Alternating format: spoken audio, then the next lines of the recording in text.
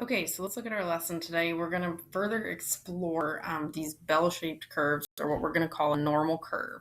So when we read a question, we want to look for the fact that they're telling us it's a normal distribution. So if we look at this question, it says, after accelerating for 20 seconds, a DeLorean sports car has a wide range of speeds that it can achieve, depending on the traction. So the distribution of speed follows an approximately normal distribution. So right away, I would get into the habit of underlining when you see approximately normal distribution. Like that should indicate to you, we're going to draw the picture you see here, and we're going to label it, and we're going to do some stuff with it. So the two most important pieces of information they should also give you are the mean and the standard deviation. And we have both of those here. So let's go ahead and answer question one, which is labeling the curve.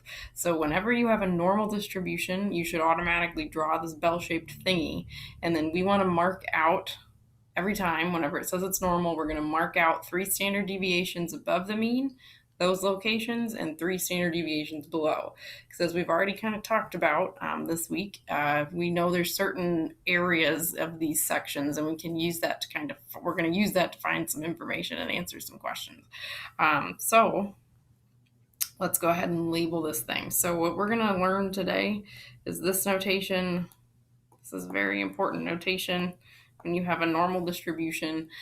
This labeling tells us, if someone wasn't reading the question, this labeling would tell us it's a normal distribution, which means then someone would go, oh, at the bell-shaped thingy, there's certain properties that apply. So this is the format, n meaning normal, and then you put the mean and the standard deviation in parentheses separated by a comma. So that's just our common notation in statistics that we want to start using. So now let's label out our special spots. So we would label out 80 is in the middle. Then we're going to add a standard deviation going up. So I'm going to add 7.7. So this is going to be 87.7. And then I'm going to add 7.7 again, which is 95.4.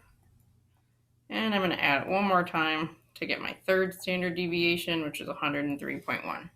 So each of these miles per hour corresponds with a specific location in the data on the density curve on the graph here that says I am 1 standard deviation above, this is 2 standard deviations above, and this is where I would be roughly to be 3 standard deviations above, which is pretty far out there in the data set.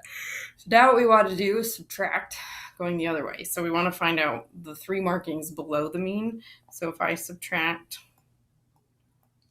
7.7, I'm going to get a value of 72.3.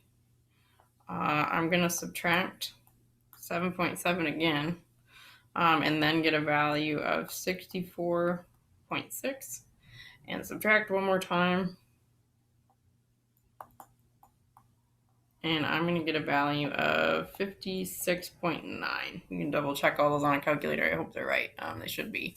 So that's how we label our normal distribution. So every time that you see, hey, this distribution is normal, this is what you should do. This is where you should mark out your very special spots, your special locations in the data set.